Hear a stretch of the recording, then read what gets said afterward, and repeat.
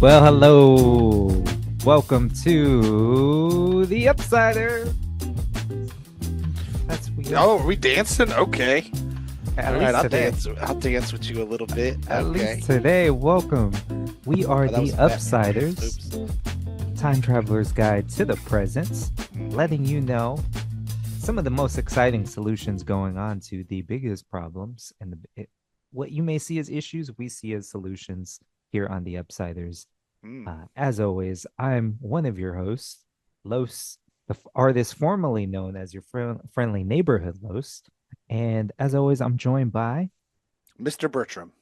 Oh, Mr. Bertram Esquire. oh, okay. Uh, the constable. Constable Bertram. Constable, I not the don't know. czar.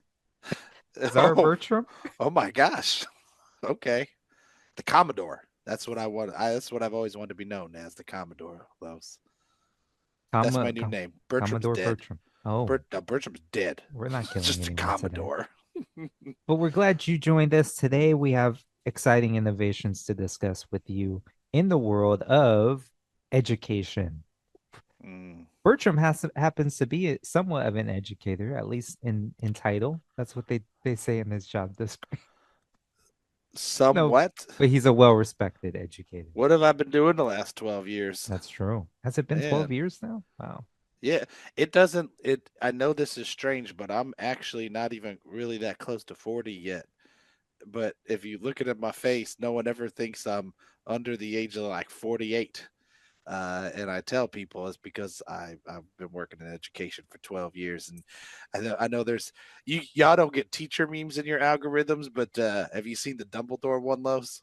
No, I have not. So they got old who was it, Jude Law, who played Dumbledore In the yeah. in Fantastic Beasts, Mhm. and they're like, dang, Jude Law's a pretty handsome young looking man in the last movie. And then they go back and they're like, wait a minute, we have a picture of Dumbledore in the Harry Potter movies, and it's only like 10 years later and he looks like he's a million years old. And they were like, that doesn't make sense. And they're like, nah, it does. He's been a teacher. Like, that's what happens. It ages you 100 years when you've been teaching for a while. And that's why I look the way I do. So there's no somewhat a teacher, somewhat an education, Los. Like, this face has weathered 60 years of education in a very short amount of time, my friend. Should have a little respect. Put some respect on your name. Uh, Yeah. Yeah, got it. And I have been around long enough to remember Bertram pre-education. And I was happier. you were happier. You I was were naive. had a just all brown facial Yeah. hair. Yeah. Oh, you haven't even seen the back of my head. We ain't Oh don't no. ever man, I look like John Cena back there. I need I need You don't that even know what app. I'm you I don't know need what I'm that talking about because you didn't watch the Rumble. I need the app. Faceback. Remember that from what's that movie? What's that No, I movie don't know. with Mark Wahlberg and Brother, I don't watch Mark me Wahlberg neither, movies. but that was what was that movie? Mark Wahlberg and I can't remember. Why Four am I blank? Brothers. Oh, that's a Mark Wahlberg movie, right? Yeah. Um Donnie's better. Will Oh, Ferrell. What was the Will other Ferrell guys? and the other guys, yeah. Will The Ferrell developed this app called Faceback where if you know someone's face, it could it could tell you what the back of their head looks like. oh. Okay. Man, that's a deep cut. I like that movie, and I don't remember that at all.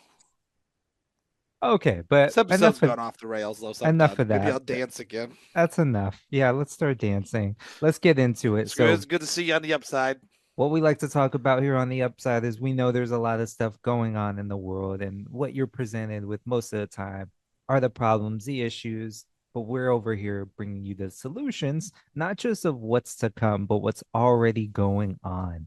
Some of the great work that so many great people are doing. The Upsiders, we're here to celebrate that. And today we're talking about innovations in education. So, Bertram, could you shed some more light on some of the good things happening in education? What were some of the things you found and some of the things that you may already have some experience with as your time as an educator? Um, okay, so the first thing I would like to think about is mission and vision. I think that's always a really good place to start, and education is a really big block. And here's my question to you, Los, because you're something of an outsider. I mean, you went to school. You may have loved it, but I'm gonna go ahead and take a guess that it was like prison for you. Is that correct? Not prison. Not prison, prison adjacent. Now, you know what? Although I had my own paths and Was challenges and school traumatic for you? um it wasn't traumatic. It just wasn't tailored to the way I learned, the way I Mm, processed the world. So there were okay. some challenges there because of that sort of cookie cutter, one size fits all approach, which, yeah. Okay. Yeah. So So I'm never one to so vilify things because I see the value in you're education. right. I always champion education and going to school and all of that. So as we look at the upside, one of the things I'd like you to consider is what do you feel is the mission of education? Like what are we supposed to be doing with this? The mission of education. So, Yeah, what's the goal? What should we be doing? Because everybody has an interpretation of what we're supposed to be doing, and are we successful at what we're supposed to be doing? So what would you describe like why we got these kids in this building all this for 12 years? yeah, to try and Is it babysitting? Is it giving kids a place to go so the parents can work? Are we supposed to be it's training these kids become to that. read? Are we supposed to be pushing these kids towards higher education? Are we supposed to be equipping these kids with the skills to exist in the workforce? Like what are we supposed to be doing? What is our Yeah. mission? What are our goals here? I think the mission has always been equipping them with the skills so they could ultimately develop into becoming contributors in society. And a lot of the Positive pathway, contributors? positive contributors. Okay. Yeah. Um, are you considered contributors if it's negative? I think that's something else, right? Yeah, I I'm would say not sure. I would say you're taking away. Yeah. You're a Uh, detractor. yeah. So you could be key contributors to society. So that could come in the form of ultimately going to higher education. But ultimately, yeah, just having those key skills, which have traditionally been known to be reading, writing, math, and some science background, social studies, what they used to call them.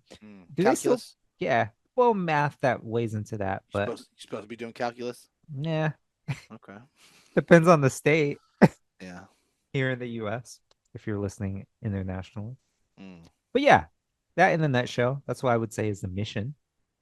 Okay. I think that's healthy, and this is the upside. So I don't want to talk about.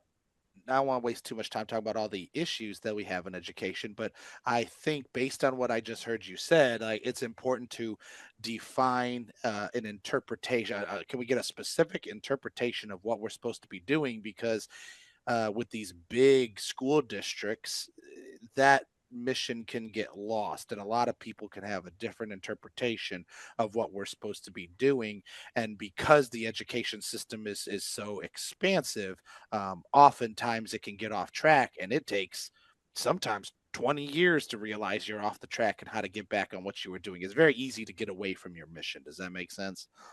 um, Absolutely. Yeah. and so my school was just visited by Sam Chaltain a couple weeks ago. He was a writer for the New York Times. He was a writer for the Washington Post. My kids had him on our podcast, Voices of Indianapolis, where they got to interview him. Losa was an amazing interview. I retired from ever doing the podcast. The kids did such an outstanding job of recording it, doing the audio engineering, being the host. I all I did was sit in the background, have finish my coffee.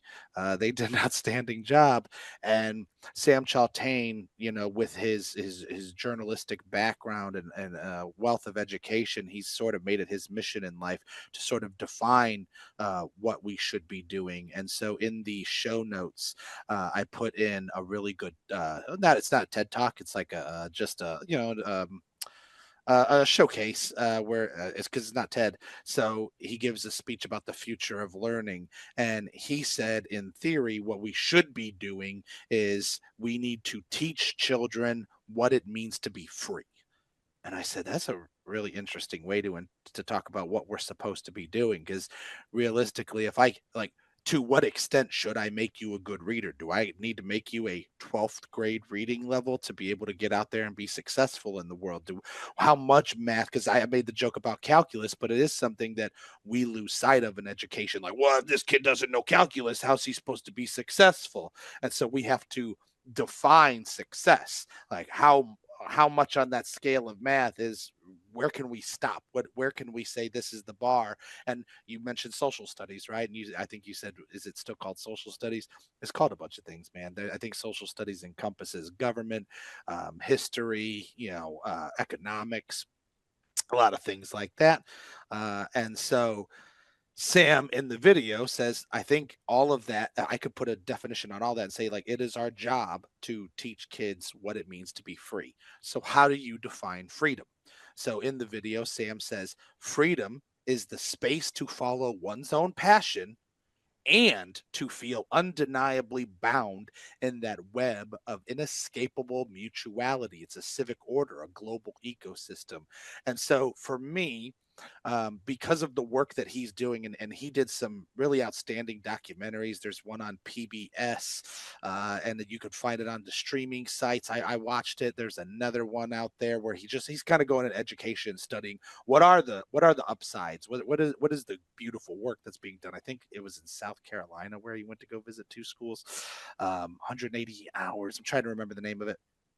Um, but I like this idea of what we should be doing is we need to allow students the freedom and flexibility to pursue their passions, but only to the extent that you're not escaping the rest of us, right? Like, you are going to be able to go out and follow your passions as long as you remember that whatever you're doing, you're still a member of this community, and you need to make those necessary adjustment. You need to make the necessary um, changes to go the adjustments. That's what I was trying to say. The necessary adjustments to make sure that the rest of us are uplifted by your work.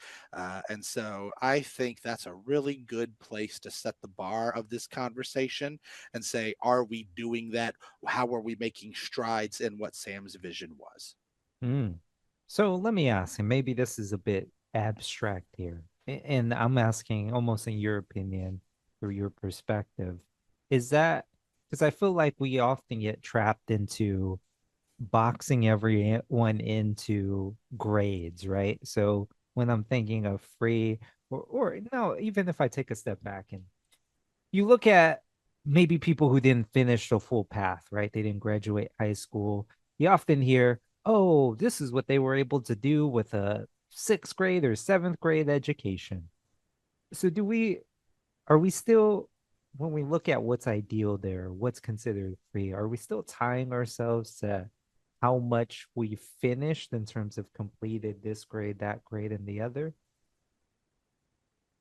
Man, that's a really great way to think about it.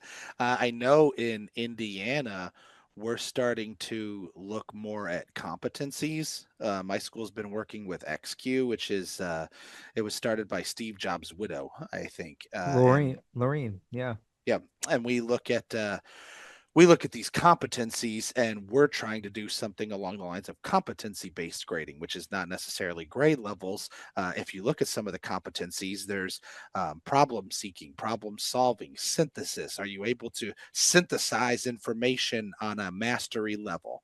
And if you go to the XQ website, there's all sorts of rubrics there where it really helps you. There's sub competencies. It really helps you define where you are on this scale of I think it's developing, emerging, applying, or was it proficiency, right? Mm-hmm. And are you able to apply this information?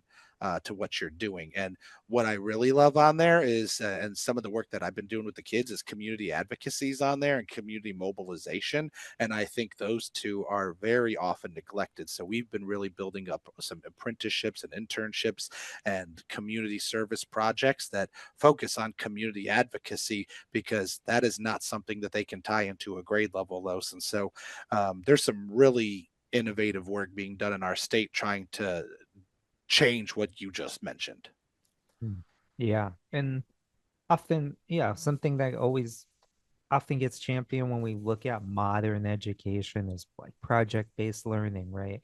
Um, ty tying some of these Los competencies into real-world experiences. Los so many people, I'd say about 85% of the people who use the term project based learning have never done project based learning. They just think they've done project based learning.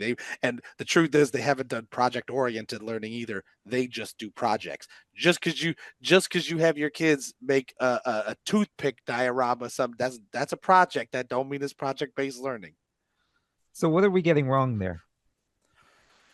Um, they try and so project based learning is, I give you something, I give you some sort of project to do, and that's how you learn all the competencies. Whereas what what happens a lot is they say, here, go read this textbook about Abraham Lincoln, go do a test on Abraham Lincoln, we're going to do all these homework works and these worksheets and these readings, and then at the end we're going to draw a picture of Abraham Lincoln, and that's the project. That's project based learning. You're like, no, it's how do you learn about Abraham Lincoln through the building of something, or Mm. you're going to create something new, and that teaches you about project based learning, and that's hard to do, and especially if you're in a traditional school where they already have lesson plans that somebody made 10 years ago, and yeah, well, the work's already been done 10 years ago, so you better, hey, go do exactly what this teacher did, and just follow the lesson plan. And lesson project based learning doesn't really have old lesson plans. That's you have to come up with new projects every year usually. Ah, I see. So there's a sort of dead end there. Yeah, you can't be lazy and do project based learning. It doesn't. They don't. Those two don't go together. It's hard. It's not easy.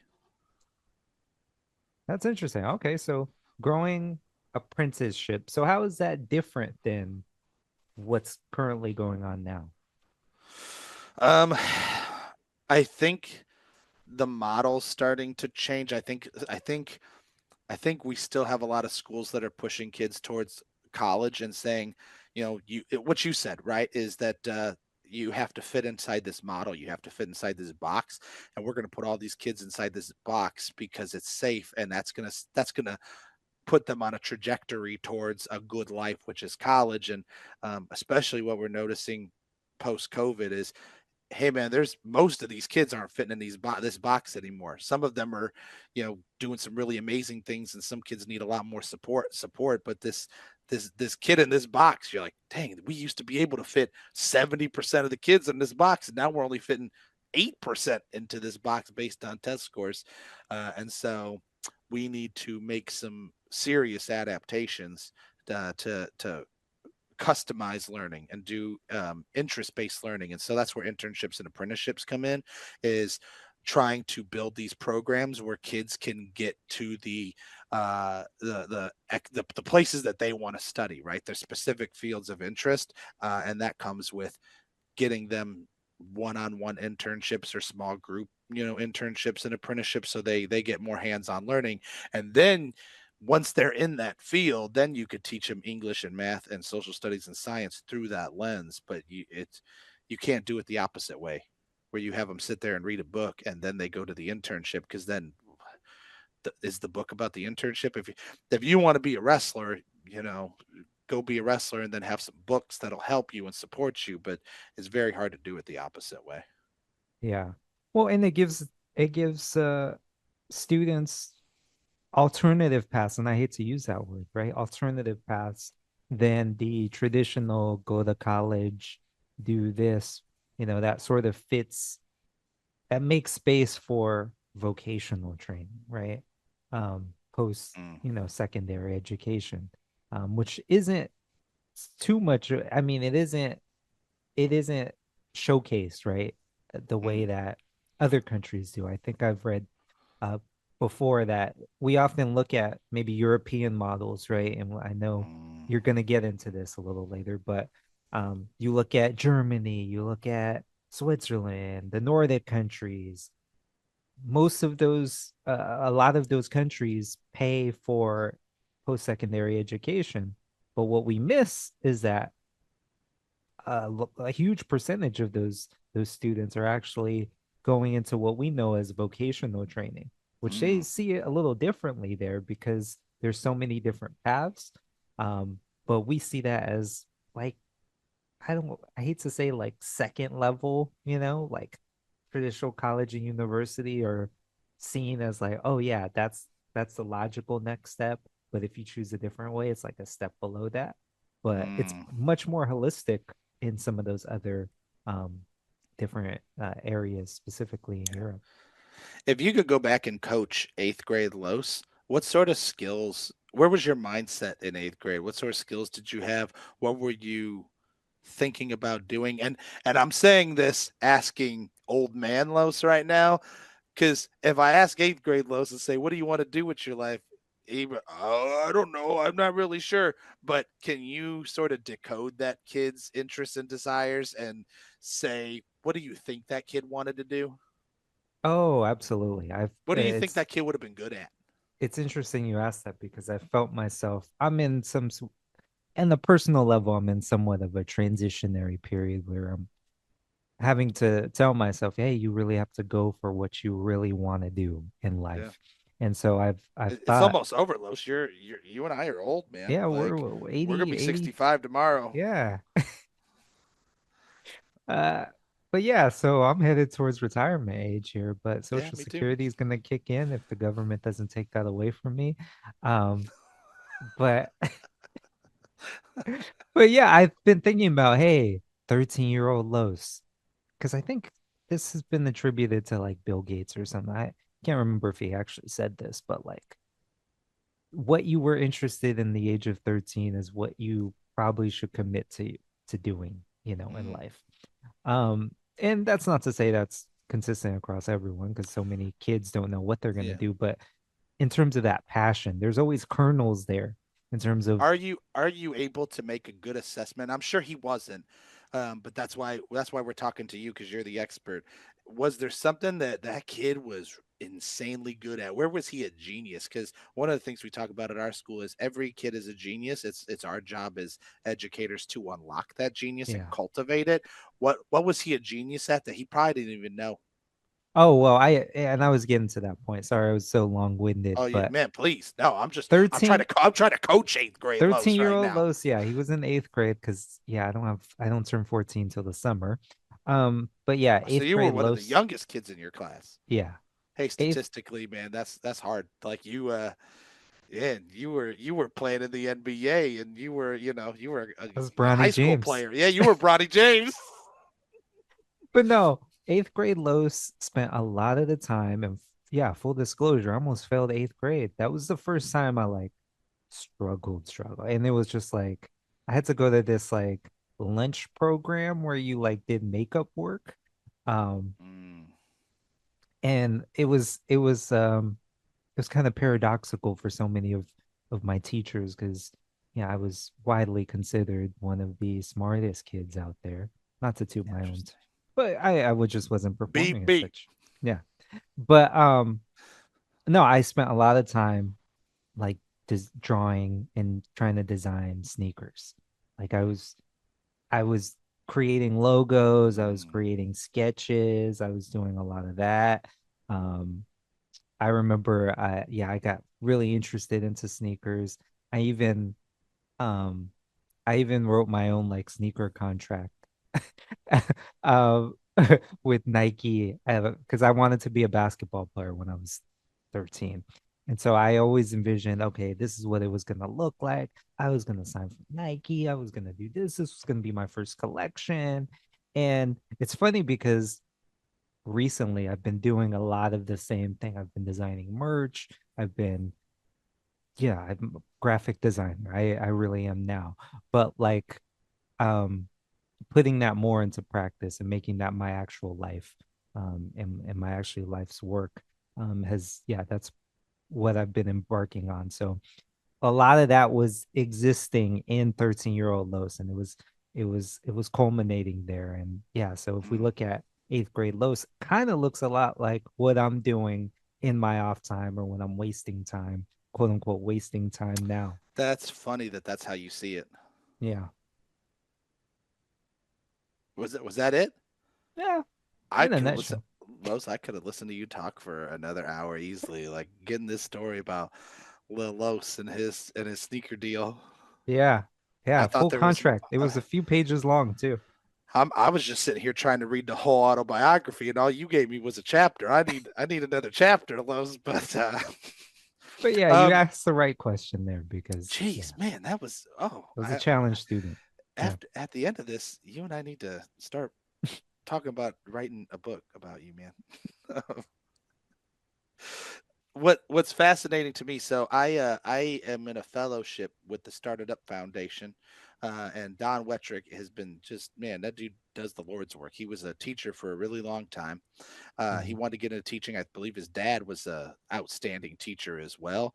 And when Don said he wanted to get into teaching, this is a story he told us, so I hope I'm allowed to share it. Don is he said, as long as you teach um, 20 years and don't teach the same year 20 times, like, don't be that teacher that teaches 1 year 20 times. Mm, Be the teacher who mhm, teaches 20 different years.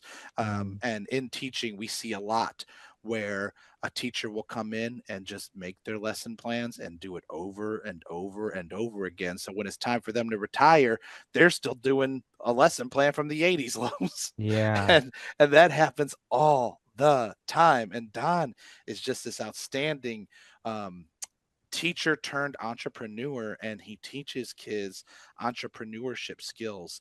And that might be where we need to put the ball, Los, is that we might need to build entrepreneurial spirit in kids, because it's empowering. And that's what I hear that eighth grade Los needed to be told, I think, is I'm sure somebody probably was like, why are you sitting here drawing these sneakers? Like, that's a waste of your time. You should be doing your homework, Los. And I bet some people probably treated you like you were dumb.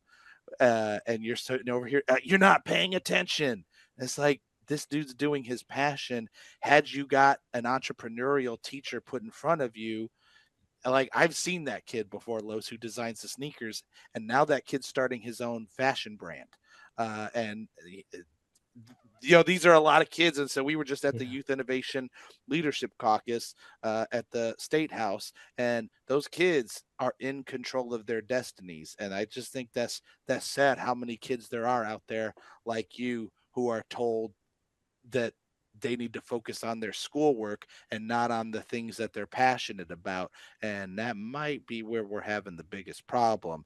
And I think we need to start with what kids are passionate about and then build the curriculum around that. And we'll see much more successful, responsible, confident kids. Yeah. And I think this is loaded, but like, what does that look like? So if eighth grade Los was my student, I Mm, would have, I work as an advisor, which is something like a guidance counselor, except I keep my kids all day. So like I'm the only teacher they have. Their work is asynchronous. So it's not like I'm teaching them math. They're taking their stuff online and they're reading and learning that way. Then I'm sort of an all day advisor. And so I would talk to Los and I would say, like, yeah, it seems like you're really passionate about these sneakers and things. So I'm gonna put you in Introduction to Entrepreneurship, mm, and Don teaches that class virtually. He's an outstanding teacher. His videos are maybe my favorite thing about the school year. And he's going to put you in some projects with mm, the Started Up Foundation where you learn, and it's a lot of writing. It's a lot of math. It's a lot of financial literacy. It's a lot about explaining your passion behind sneakers. And then you're going to enter a contest, Los, where you make a business pitch like Shark Tank. And if you win, Los, you win $25,000 in seed funding to build your sneaker franchise. Oh, And then I'm going to go into the community and I'm going to go find people like Scott Lingle and Hunter Beale, who, according to Don, are also doing the Lord's work, right? And they are advocates to really mentor kids who have entrepreneurship skills. And I'm going to have you get into a program with those two guys, and they're going to help you with the math side of your business and helping you with the legal side of your business. And they're going to be advisors, and they're also going to have some seed funding for you for your business. And because you're going to be passionate about those things, I'm going to wait till I see that you're locked in and that's really something you want to do. And if it turns out that you started doing this work and you realize that entrepreneurship is not for you, and maybe you don't actually want to run your own sneaker business and you just want the artwork, and you're like, I just kind of like designing shoes, well, then maybe you don't want to be an entrepreneur. And I'm going to put you in some sort of other art, some sort of art class or something that just helps you with the design side.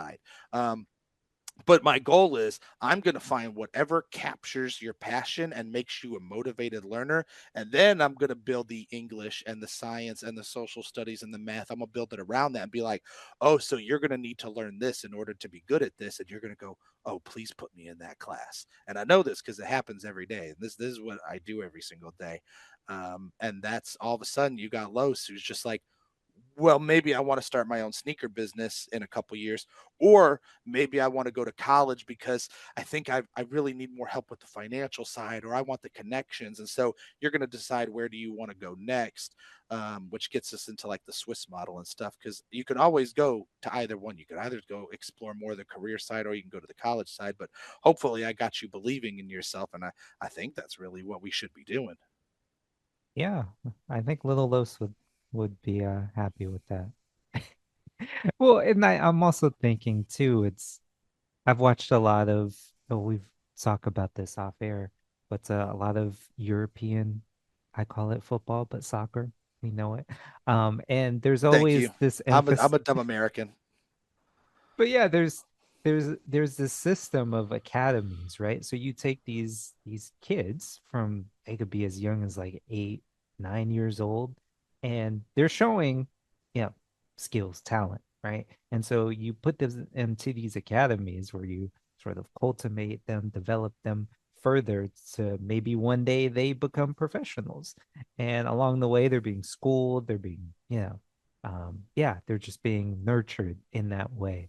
Mm, So here in the States, why, if you're looking at it maybe from a capitalist standpoint, you could get the private sector involved there, right? Nike could show up to some of these competitions and say, whoa, that 13-year-old kid, he has some talent. Obviously, we're not going to mhm. hire him, child labor Yeah. laws, but maybe we could put in some, Internships get around those, Los. yeah, internships, scholarship programs where Yeah. you partner with, I don't know, Portland State University, right? Since it's Mm, close by, and help these kids go through and put them through this little feeder system, in which you're constantly churning out more and more talent, while at the same time you're helping these students develop their own skills and thrive and discover their freedom, as you mm. started the show with. And I think that's what I want to impart people with is that we got to get kids in front of those community mentors and those people that you were just talking about. There's a really good video I watched by that. He's like a salesman guru, like Alex Hormozy. He always wears like a nose patch. You know who that guy is? I don't know, maybe. He gave like a New Year's resolution YouTube video that I was watching while I was working out. One of the things he talked about is, you need to surround yourself, like who are the 5 people that you most compare yourself to, not who are the 5 people you are closest with, but who has a similar vision, similar goals that you do. Who are those 5 people? And they could be at any level. They could be on the same exact level as you, or they could be a few steps ahead of you. They could be where you ultimately you want to be.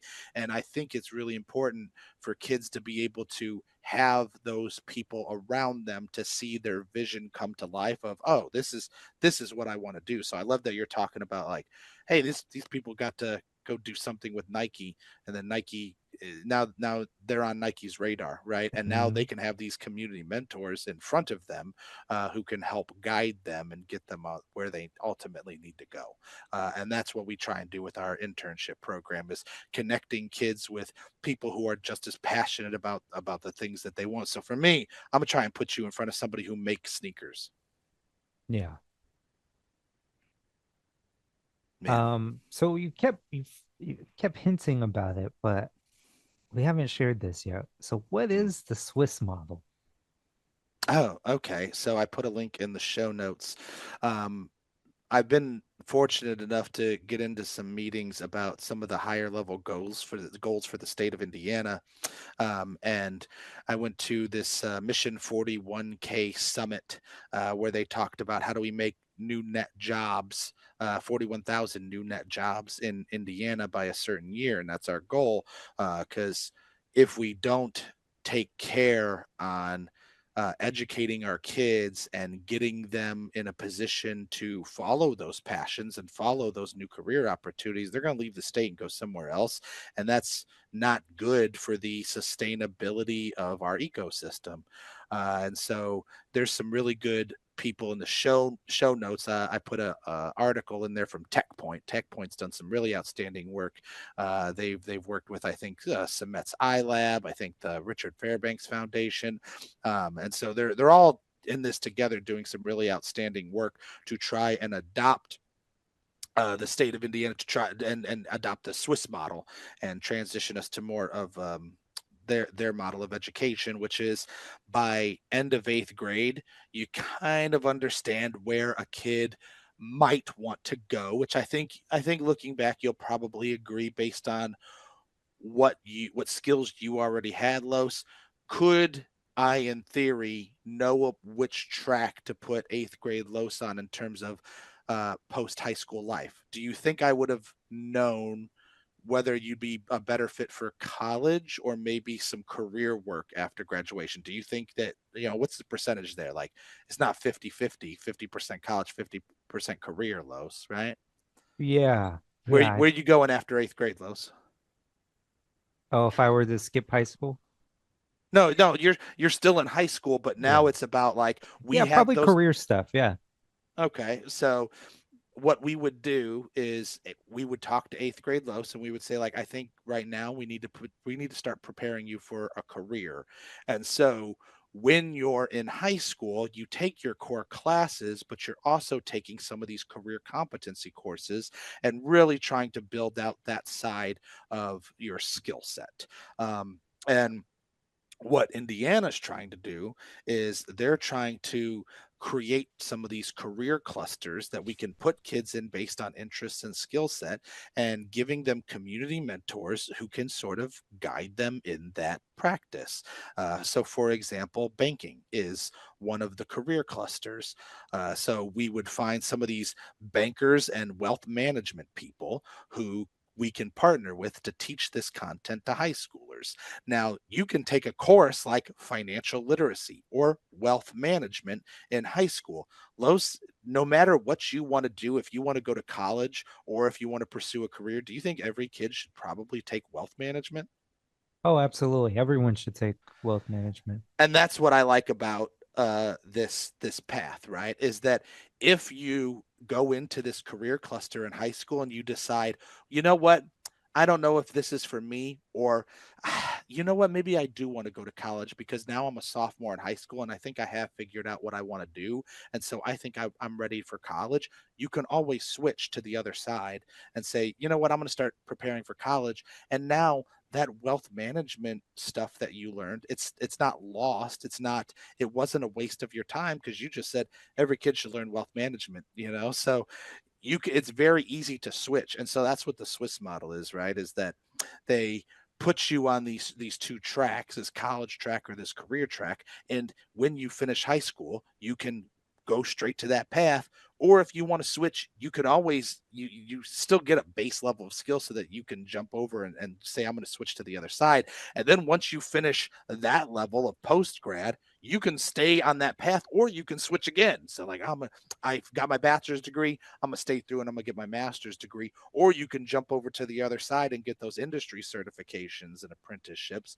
And so what I think I appreciate most is the level of support that we would give young people to have a better skill set for whatever they want to go to, whatever competencies they want to learn, and then they're more prepared. Because I think what's really hard for students now is they can't visualize what they're going to do with this information, man.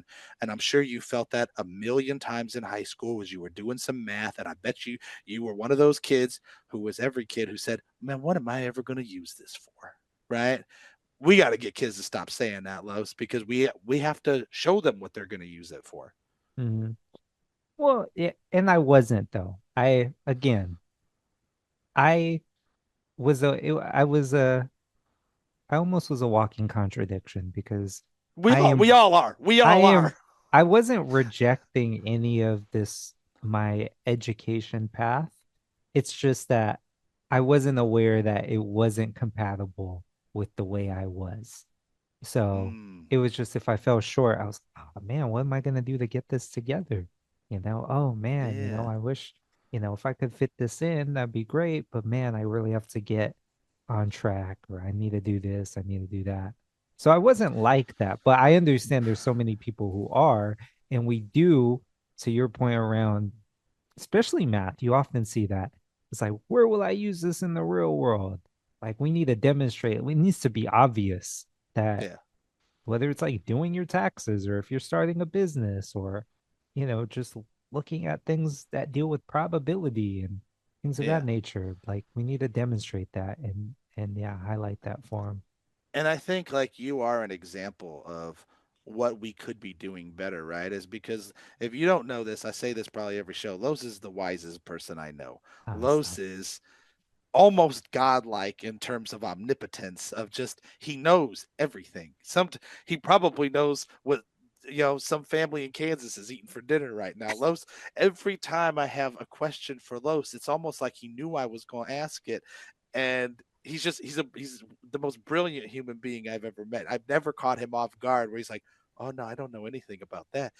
If I just say, "Man, Los, what was happening? 1876 seems like a real crazy year, right?" And Los just starts telling me all the stuff that happened in 1876. He's a Stop brilliant, it. brilliant man, um, and yet I feel like somebody in high school could have done a much better job of putting you on a path and giving you guided focus because like you have so many skills that like surely you should have been president of the world by now at this point. It's like all I can say is somebody might not have noticed all the brilliant things that you do and said like, hey, I noticed that you're good at all these things, like have you ever considered this, and kind of gave you those experiences and opportunities to lets you use all of your talents doing one thing. Does that make sense? Do you feel Mhm. that way? Like, man, why couldn't somebody just come in and give me some focus? Sure. Yeah. Yeah, that's fair. You have the power of a laser, but somebody you got to focus that beam, and I think that's what we need. Some of these career experts that that they're building in Switzerland, and we're trying to build here. I have this article. It was written January 23rd of 2024. It says Indiana leaders form coalition to build and grow youth apprenticeship. More than 100 Indiana leaders, corporate CEOs, university presidents, K through 12 superintendents, state government officials. Like we are truly trying to use the top brass in the state of Indiana to solve this problem. They have joined a coalition to develop a statewide modern youth apprenticeship system in Indiana as one potential solution to the state's mounting workforce crisis. Los, the corporations, the companies in Indiana, they want skilled employees. They are begging to have employees, and they're going to pay them. And Mhm. we're struggling to develop the workforce, especially with our youth, to be able to get these kids into those high paying jobs that we know they want. So on this, the employees want the good jobs and the companies want good employees, and so we're just having the issue where we're just losing track of them in high school and college, similar to what I just said. Like, we got to help focus Mhm. those skill sets. And so that group of that coalition kicked off a 10-month implementation lab referred to as an iLab. It's an intense collaboration that results in a comprehensive statewide plan to increase the number of available modern youth apprenticeships. The youth apprenticeship model allows 11th grade high school students to participate in a 3-year paid work and learn program. It culminates in a high school diploma, college credit, and an industry credential, while at the same time preparing students for in-demand careers.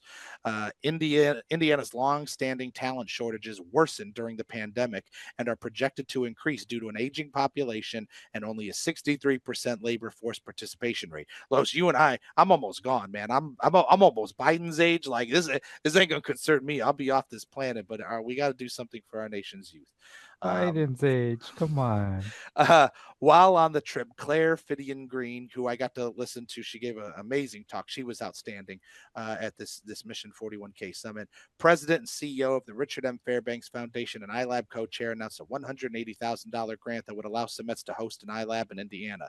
Cemets iLab Indiana will support stakeholders working to scale modern youth apprenticeship programs both in the Indianapolis region and statewide by making Indiana a leader in work-based learning. We're seeking to become a top destination for employers looking to expand existing businesses and entrepreneurs working to launch new businesses. Lowe's, do you know how I learned stuff? You know how I learned to fix my toilet? By fixing it.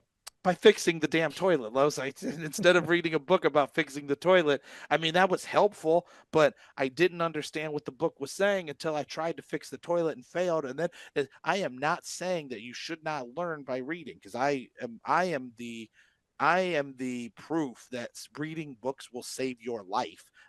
There is nothing more important to me than reading books. You have to be able to apply it to some extent, especially if it's a how-to. I tried to fix the toilet. I failed. Then I looked at the book and said, "Oh, wait a minute. Okay, so I'm there. I did step one. I did step two. Okay, let me try step three based on what the book was saying." Like, we have to connect work-based learning and project-based learning with some of our core content. Exactly. A tailored experience. Yes, absolutely. We have to invest in a lot of these opportunities because, unfortunately, we got to change the system. The system wants to stay the same. It takes a Yeah, lot of work. It takes a lot of work to change big systems. absolutely. But Yeah. the upside to all of this is that change is happening. And we now Mm. learning more about this, we could propel that change. Um, Add a little Yeah. nitrous booster to it. So that change could happen Oh, quicker. man, And you know about nitrous boosters too. See, you're a stop, brilliant man. stop it. You could be one of these mentors for a kid. Go mentor some kids, man. Go be a big brother. I should. I should be a big brother. Yeah. Be nice. For Um, 10 kids. A oh, 10 hundred. kids. A Whoa, hundred. easy. Open your own school, Los. Oh no. You need to Uh, go have some kids, man. well, great conversation today about some of the innovations going on in education. But you have any final thoughts you want to share with the audience? No, I want you to have final thoughts because I'm just some dumb big lummox. I want to hear I want to hear your final thoughts. I want to give us some sage advice, Los. Well, the kids are the future, and we need to really take that seriously, and Mm, we need to help them create the best future, not just that they want to see, but that we mm, need. And so meet okay. them where they are Yeah. and then help them every step of the way. Equip them with the tools necessary to build and make their dreams come true. Do you want to push back on any of this and say, like, well, hold on, play devil's advocate? Sure, yeah, I there's obviously so many, I mean, hurdles in terms of when you speak of redesigning or changing systems. So some of the places there go people will go will be things like how much will this cost to implement? How much disruption will there be? Mm. How do you ensure this is an equitable change? Those are some of the questions there. Maybe I may want to push back on, like, what if the traditional path works for so many? Are we disrupting that? So Oh, mhm, well, I would even push back and say, what's going to happen when some sort of company has predatory practices on these internship programs, and they yeah. say like, hey, this person's not playing by the specifications of these internships and apprenticeships. Like this person's milking the system to get some unpaid labor. That's not okay. There are some pitfalls that we have to watch out for. I know I had Kyle Hickman on my podcast one time. He works for Rebuilding Together, Mhm. goes into places of poverty where people own houses and they just don't have the money to fix their house. And he goes in and fixes the house for them, does some outstanding work. And he says, you don't fix one problem without creating another. You don't pull the blanket out without exposing your feet.